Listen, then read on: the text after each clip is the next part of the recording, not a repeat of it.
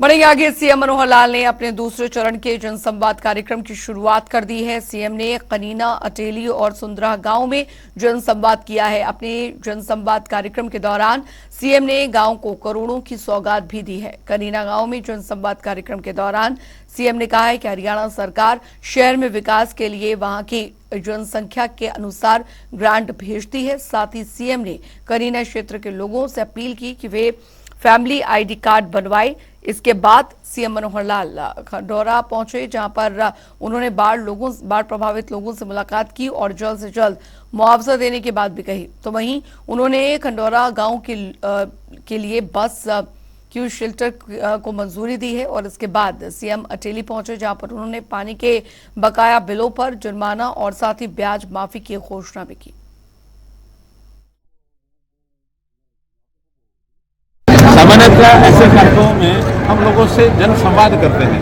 घोषणाओं का इतना महत्व नहीं होता जितना उनके द्वारा अभी तक जो सरकार की स्कीमें, योजनाएं हैं, चाहे केंद्र सरकार की हैं, चाहे प्रदेश सरकार की हैं, वो कितनी नीचे पहुंचती हैं।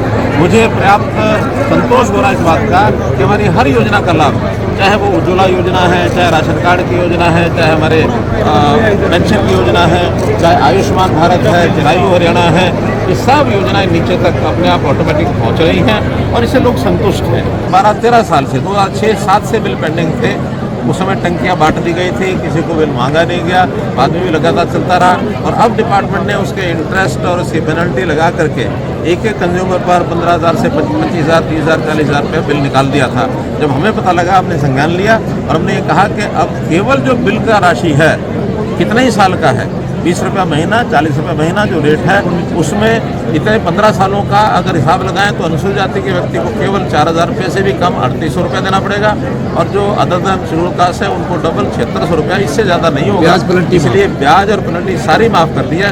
केवल वो और जो पैसा वो तुरंत नहीं दे सकेंगे उनको भी हम किस्तों में लेंगे, किसी को भी दबाव नहीं डाला जाए। जितने सुधार के हमारे कार्यक्रम हैं उन कार्यक्रमों से तकलीफ हो रही है, क्योंकि जनता में जब सुधार के विषय जाएंगे, क्योंकि प्रॉपर्टीज़ के झगड़े और प्रॉपर्टीज़ की जो एम्बिगुअस जो एंट्रीज हैं वो इतनी ज़्यादा वर्षों से लटकी पड़ी थी, जो लोगों को पता ही नहीं होता था। जमीन खरीद ली, प्रॉपर्टी के मालिक देखे नहीं थे, उनको पता ही नहीं होता था। और हमने बनाया परिवार पहचान पत्र, बनाया ना, और परिवार पहचान पत्र कहा कि सबको बनवा लो, सब बनवा लो, कोई बचना नहीं चाहिए। और जब सब बन गए तो आज हरियाणा के हर चप्पे चप्पे का, हर गांव का, हर शहर का, गली का, मोहल्ले का हमारे पास संख्या आ गई है। अगर किसी ने झूठ साबित करना तो उसको साबित करो झूठ, मेरे सामने कहने का फायदा नहीं है।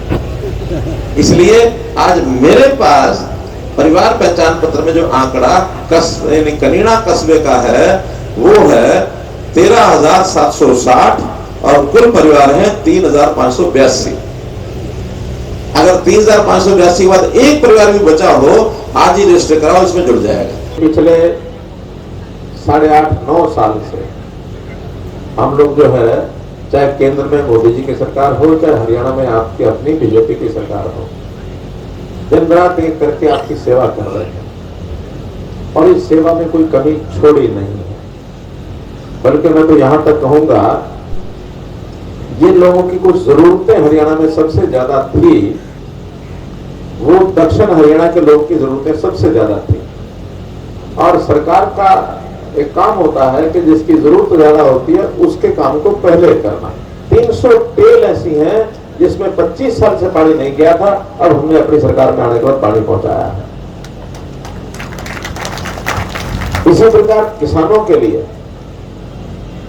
ये सूखी जमीन, बरसात के ऊपर निर्भर रहने वाली, बाजरा कभी हो गया, कभी नहीं हो गया, कभी बो दिया तो हो गया, नहीं हो गया तो चल गया, और फिर भाव मिल गया तो ठीक है, नहीं मिल गया तो कोई नहीं। लगातार हम जो MSP घोषित है या तो उस पर खरीद रहे हैं, नहीं तो उसमें भावांतर भरपाई योजना का पैसा दे रहे हैं।